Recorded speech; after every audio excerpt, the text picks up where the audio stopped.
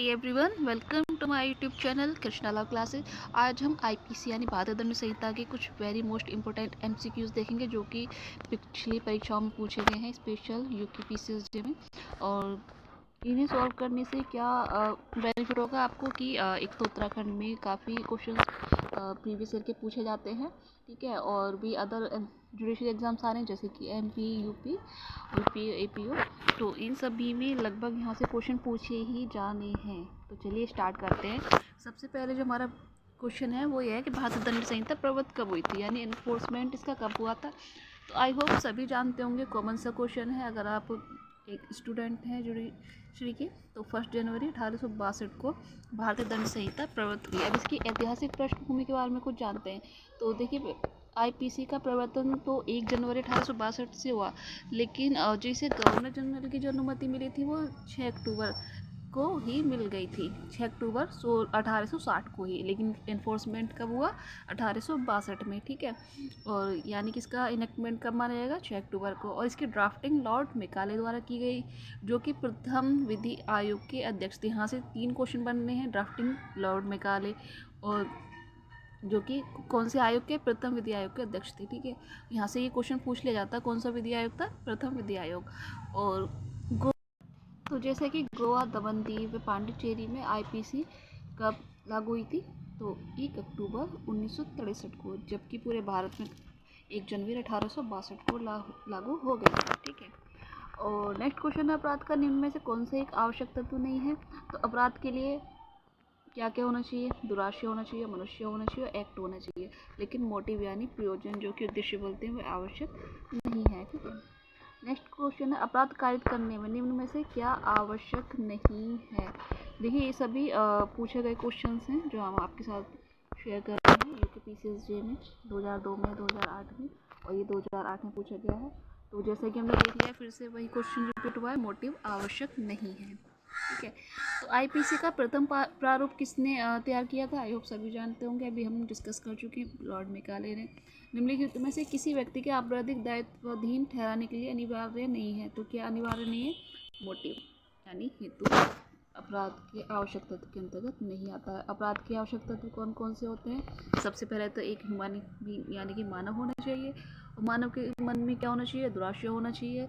और ऐसे मानव द्वारा कोई कार्य या लोभ यानी कोई एक्ट या ओमिशन किया जाना चाहिए। ऐसे कार्य या लोभ से व्यक्ति या समाज को क्षति यानी इंजरी होनी चाहिए, ठीक है। तो ये 4 आवश्यक तत्व हैं।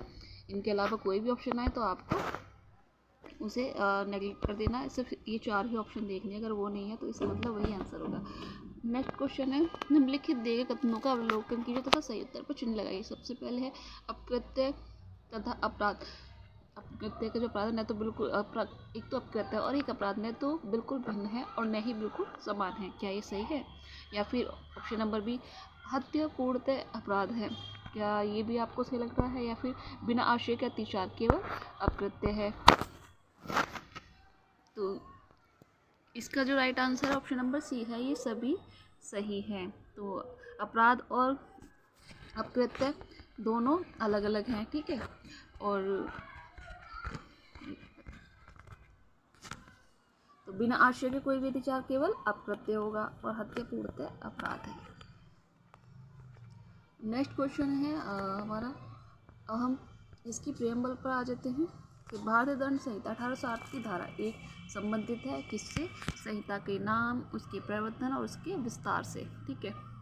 और नेक्स्ट क्वेश्चन है, पाकिस्तान के एक राष्ट्रीय सीमा के दूसरी ओर से गोली चलाता है। पाकिस्तान का कोई व्यक्ति है जो राष्ट्रीय सीमा के दूसरी ओर से गोली चलाता है तथा भारतीय सीमा में एक व्यक्ति की मृत्यु हो जाती है। नातेदार, मित्रगण तथा अन्य भारतीय दौड़कर वहां पहुंचते हैं तथा पाकिस्तानी को घसीटकर सीमा के भारतीय पुलिस थाने में ले आते हैं।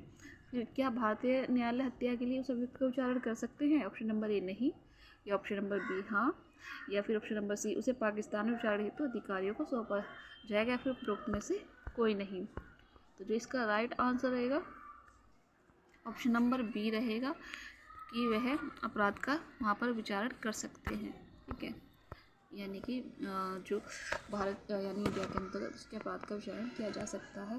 तो प्रश्न समस्या भारतीय दंड संहिता की धारा 2 के अंतर्गत अंतर प्रादेशिक क्षेत्राधिकार से संबंधित है। हम सेक्शन 2 क्या देखते हैं, भारत के भीतर किए गए अपराधों के बारे में हमें बताती है।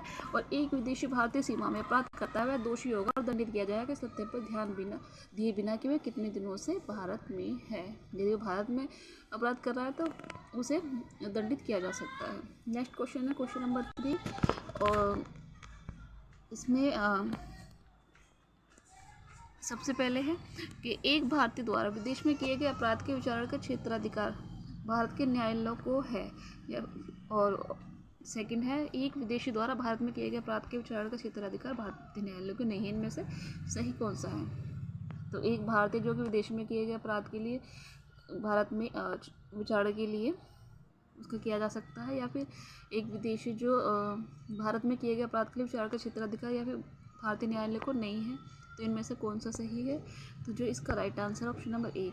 तो 1 is true but 2 is false, मतलब कि यदि कोई भारत का नागरिक विदेश में अपराध करता है तो भारत के न्यायालय उसका ट्रायल कर सकते हैं सेक्शन 2 के अकॉर्डिंग।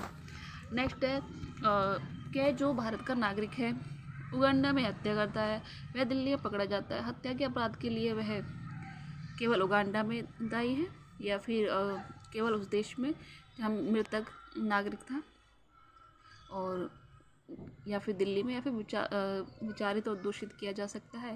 तो इसका right answer option number D according to section 4 Delhi में विचारित और दोषित किया जा सकता है। ठीक है, तो जहाँ पर उसे अरेस्ट किया गया यानी कि दिल्ली में, तो वहाँ पर उसका विचारण किया जा सकता है। नेक्स्ट क्वेश्चन है आपराधिक विधि संशोधन अधिनियम 2018 प्रवृत्त हुआ। तो 2018 आपराधिक विधि संशोधन अधिनियम का एनफोर्समेंट कब है? तो वेरी इंपॉर्टेंट क्वेश्चन है, एमपी में भी पूछा गया था ये क्वेश्चन 21 अप्रैल 2018 को, और यूपीपीसीएसजे 2018 में भी पूछ लिया गया था। ठीक है, नेक्स्ट क्वेश्चन है जनरल एक्सेप्शन से है हमारा चैप्टर अब सेक्शन 6 to 52A तक। ठीक है, तो चैप्टर 3 है। अब नेक्स्ट चलते हैं। सबसे पहले इसका जो क्वेश्चन है पुरुष परिभाषित है किसमें? भारतीय दंड संहिता की धारा 10 पुरुष और स्त्री को डिफाइन करती है। ठीक है, 9 में वचन है और 10 में पुरुष स्त्री है, 11 में व्यक्ति है, 13 में क्वीन की परिभाषा जो कि निश्चित हो गई है। तो भारतीय दंड संहिता में शब्द स्त्री से विपरीत है।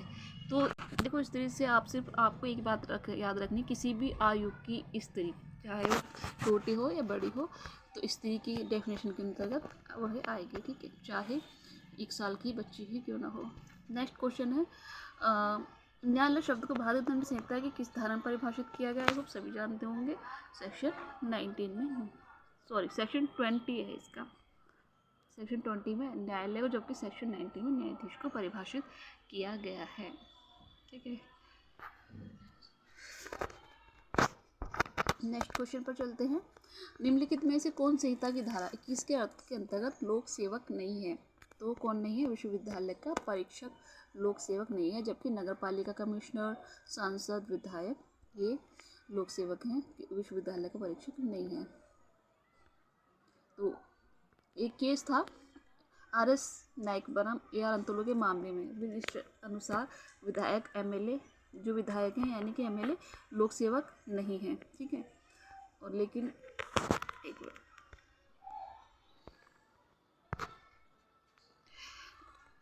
गुजरात राज्य बनाम MP द्विवेदी में इस मामले में यह निर्णित हुआ था कि विश्वविद्यालय का परीक्षक लोक सेवक नहीं है। ठीक है,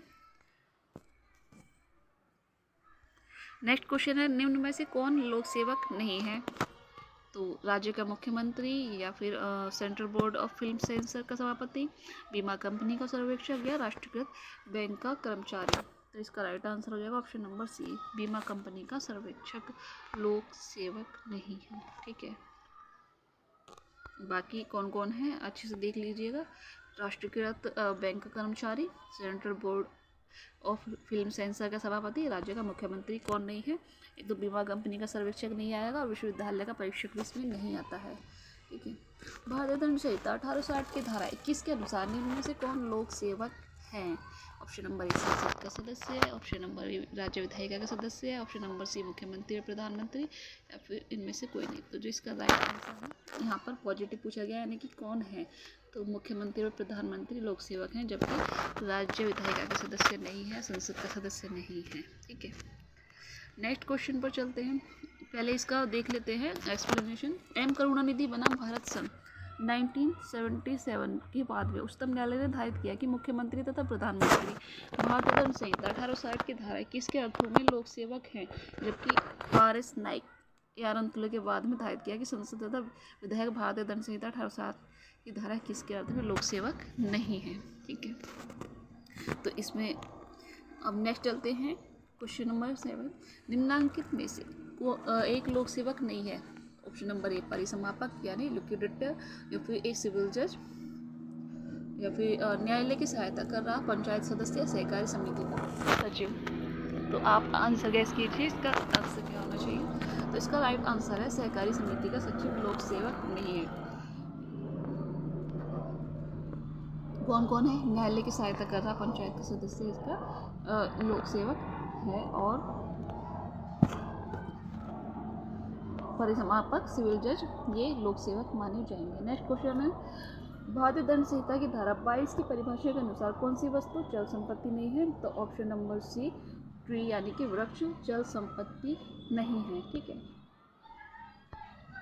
तो धारा 22 के अनुसार जंगम संपत्ति शब्दों से आश्रित है कि इसके अंतर्गत हर भांति की मूर्त संपत्ति आती है, किंतु भूमि और वे चीज़ें जो भूबद्ध हों या भूबद्ध किसी चीज़ से स्थायी रूप से जकड़ी हुई हों इसके अंतर्गत नहीं आती हैं। ठीक है, अर्थात पेड़ भूमि से स्थायी रूप से जुड़ी हुए हैं, इसलिए चल संपत्ति नहीं है। पेड़ को भूमि से अलग करने पर वह चल संपत्ति हो जाती है। तो यहाँ पर चल संपत्ति कौन सी नहीं है? वृक्ष नहीं है, जबकि मिट्टी, चेक और तालाब की मछलियाँ ये चल संपत्ति के अंतर आती है। वृक्ष क्योंकि भूमि से जकड़े हुए हैं इसलिए वो चल नहीं है, चल संपत्ति माने जाएंगे। नेक्स्ट क्वेश्चन है, भारतीय दंड संहिता में सदोष अभिलाप एवं सदोष हानि ये कौन सी सेक्शन में वर्णित है? तो सेक्शन 23। अच्छे से इसे कंठस्थ कर लीजिएगा, इनमें कन्फ्यूजन हो जाता है कभी कभी।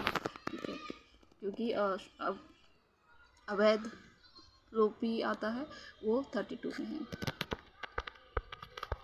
नेक्स्ट क्वेश्चन है, यहाँ पर युग्म सुमेलित करने के लिए आया है क्वेश्चन। तो मतलब यहाँ पर ये कहा है कि इनमें से कौन सही सुमेलित है। तो संशय नहीं, 51A में नहीं है, 52A में है।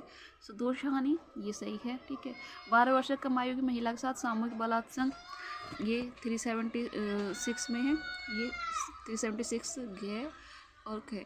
ठीक है, पहले ही ख था, अब घ हो गया है। ठीक है, और उसके बाद है सामूहिक बलात्संग जो कि 376। तो यहाँ पर पहला सही नहीं है, बाकी ये तीनों राइट आंसर है। ठीक है, सामूहिक बलात्संग भारतीय दंड संहिता धारा 376 डी में है। ठीक है, और ये जो है 12 वर्ष से कम आयु की महिला के साथ सामूहिक बलात्संग 376 डी भी, ये दोनों 2018 के संशोधन के द्वारा जोड़े गए हैं। ठीक है, न्यू अमेंडमेंट। नेक्स्ट क्वेश्चन है, आपराधिक दुर्विनियोग के मामले में पश्चातवर्ती आश्रय होना चाहिए, कैसा? बेईमानी पूर्वक। ठीक है, नेक्स्ट क्वेश्चन है, निम्नलिखित में से कौन सा युग्म सही सुमेलित है? ऑप्शन नंबर 1 कोटकार 28 बिल्कुल सही है, मूल्यवान प्रतिभूति 29 और डॉक्यूमेंट 30 गलत है। 29 में दस्तावेज है, जबकि मूल्यवान प्रतिभूति 30 में है। लोप यानी कि ओमिशन 31 में नहीं, गलत है। तो इसका जो right answer option number A ही रहेगा, सिर्फ 28 यानी फर्स्ट ऑप्शन ही सही है। नेक्स्ट क्वेश्चन है, निम्न में से कौन मूल्यवान प्रतिभूति नहीं है? एक कॉपी ऑफ ए लीज यानी एक पट्टे की प्रतिलिपि मूल्यवान प्रतिभूति नहीं है, बाकी कौन सी होंगी? किराया पत्र, तलाक का विलेख पत्र, एक प्रोमिसरी नोट, ये मूल्यवान प्रतिभूति है। नेक्स्ट क्वेश्चन है, निम्नलिखित में से कौन मूल्यवान प्रतिभूति नहीं है? किसी बीमाकृत पार्सल की डाक रसीद ये मूल्यवान प्रतिभूति नहीं है, जबकि एक किराया पत्र, प्रोमिसरी नोट, तलाक का लेख पत्र ये प्रोमिसरी नोट है। पट्टी की प्रतिलिपि और कौन से बीमाकृत डाक पार्सल की रसीद ये मूल्यवान प्रतिभूति नहीं है। ठीक है,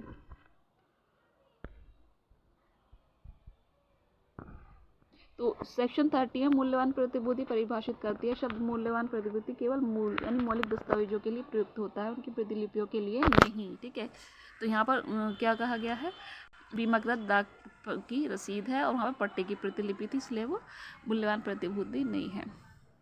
और मूल्यवान प्रतिभूति क्या क्या है, एक तो तलाक का विक्रय अभिलेख है, भय के अंतर्गत किसी नाबालिग द्वारा निष्पादित प्रोमिसरी नोट यानी वचन पत्र, किराया पत्र, बीमा पॉलिसी। ठीक है, ये मूल्यवान प्रतिभूति हैं। और नहीं कौन सी है, किसी बीमाकृत पार्सल के लिए डाक रसीद, न्यायालय द्वारा पारित डिग्री की प्रतिलिपि, चेक द्वारा भुगतान किया गया कोई बिल, एक पट्टे की प्रतिलिपि। ठीक है, नेक्स्ट क्वेश्चन है, भारतीय दंड संहिता 1807 की निम्न किस धारा में कार्य शब्द को परिभाषित किया गया है। तो option number A 32, option number B 33 या फिर ऑप्शन नंबर डी 24। तो इसका जो राइट आंसर है ऑप्शन नंबर बी यानी 33 में कार्य और लोप शब्द को परिभाषित किया गया है। इसके अनुसार शब्द कार्यवाली का गोतक उसी प्रकार है जिस प्रकार एक कार्य का लोप शब्द लोपवाली का गोतक उसी प्रकार है जिस प्रकार एक लोप का। ठीक है, नेक्स्ट क्वेश्चन है, भारतीय दंड संहिता 1860 के अंतर्गत निम्न में से किसमें प्रतिनिधिक आपराधिक दायित्व के सिद्धांत को मान्यता दी गई है। तो सेक्शन 34 में भी और सेक्शन 149 में भी प्रतिनिधिक दायित्व के अपराध को मान्यता दी गई है। और भारतीय दंड संहिता की धारा 34 के लिए शारीरिक उपस्थिति आवश्यक है या फिर शारीरिक उपस्थिति सहभागिता के लिए आवश्यक है, परंतु सभी प्रकरणों में नहीं, या फिर शारीरिक उपस्थिति आवश्यक ही नहीं है, ये सामान्य ज्ञान के साथ शारीरिक उपस्थिति आवश्यक है। तो इसका राइट आंसर रहेगा ऑप्शन नंबर बी रहेगा, शारीरिक उपस्थिति से भागीदारी की आवश्यक है, परंतु सभी प्रकरणों में यह आवश्यक नहीं है, ऐसा कहा गया सेक्शन 34 के अनुसार। नेक्स्ट क्वेश्चन है, तो एक केस था इसका इब्राहिम वर्सेस स्टेट 34 पर। इसमें कहा गया था कि 34 के दायित्व के लिए अपराध सभी व्यक्तियों की शारीरिक उपस्थिति में होना चाहिए, परंतु सभी व्यक्तियों को सभी मामलों में शारीरिक उपस्थिति सदैव आवश्यक नहीं है, ये कहा इब्राहिम बनाम स्टेट ऑफ यूपी में। ठीक है, और बारेंद्र कुमार घोष बनाम एम्परर के मामले में भी निर्धारित किया है कि वे लोग भी अपराध में सहयोग करते हैं जो केवल बाहर खड़े होकर इंतजार करते हैं।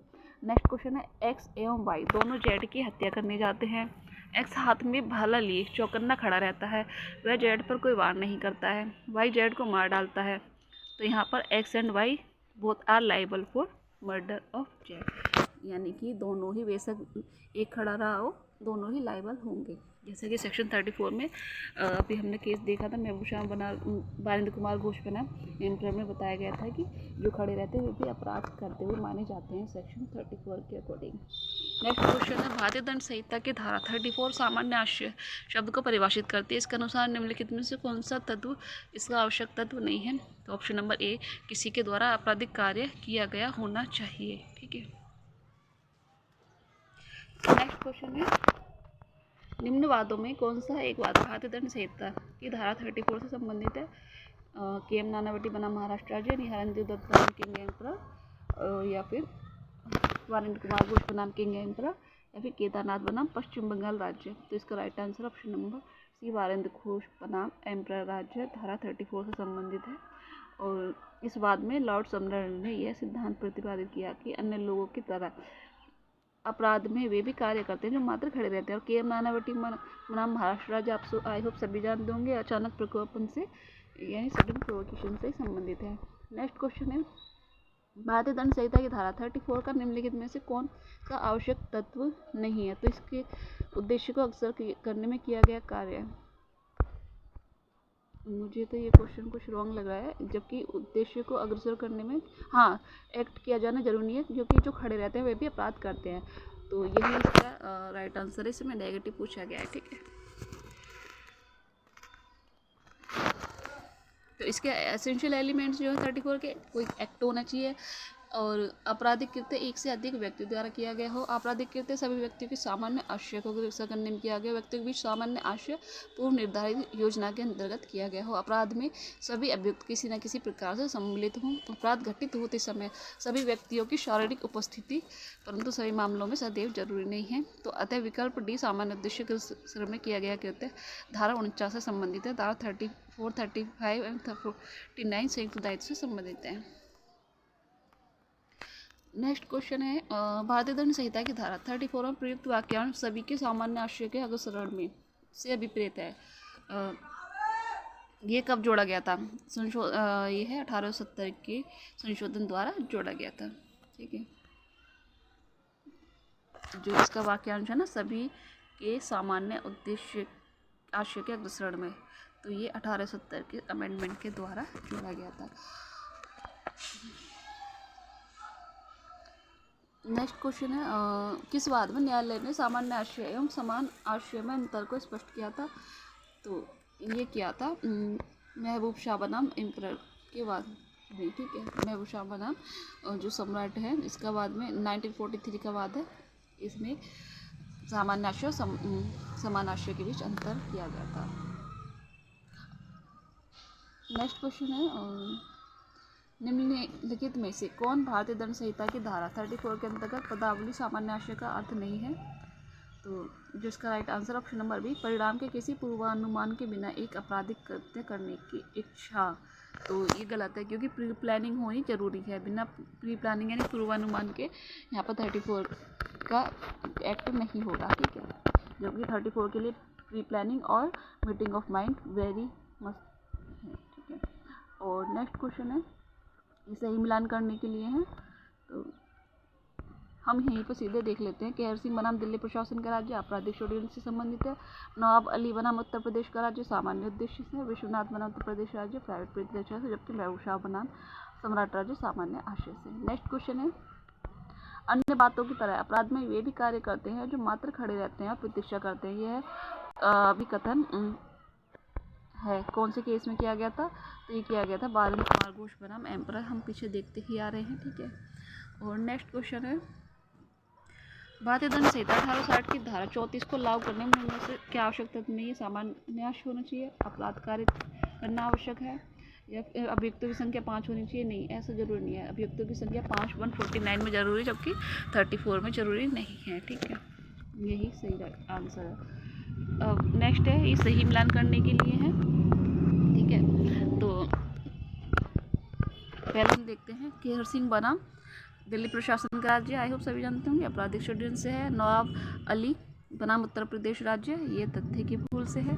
ठीक है, और विश्वनाथ बनाम उत्तर प्रदेश राज्य व्यक्तिगत प्रतिरक्षा से, हम देख ही चुके हैं पीछे। महबूब शाह बनाम किंग एम्परर सामान्य आशय से है। ठीक है, और नेक्स्ट क्वेश्चन है, निम्नलिखित में से किस बात में लॉर्ड समनर ने कहा कि वे भी कार्य करते हैं जो खड़े रहते हैं और प्रतीक्षा करते हैं? तो हम पीछे से पढ़ते ही आ रहे हैं। बारेंद्र कुमार घोष बनाम एम्परर इसका राइट आंसर है। और भारतीय दंड संहिता 1860 की धारा 34 के अंतर्गत यथा विचारित संयुक्त दायित्व का सिद्धांत निम्नलिखित के निर्णय पर आधारित है। तो रेग वर्सेस क्रूइज के बात पर आधारित है। कौन सा संयुक्त दायित्व का सिद्धांत है?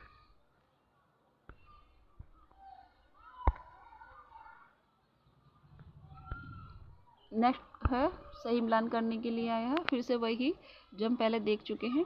तो केहर सिंह बनाम दिल्ली प्रशासन का राज्य, तो हमने देख ही लिया है, ये आपराधिक षड्यंत्र से है। और विश्वनाथ बनाम उत्तर प्रदेश राज्य व्यक्तिगत प्रतिरक्षा से, महबूब शाह बनाम एम्परर सामान्य उद्देश्य से, और जबकि नवाब अली बनाम उत्तर प्रदेश राज्य सामान्य आशय।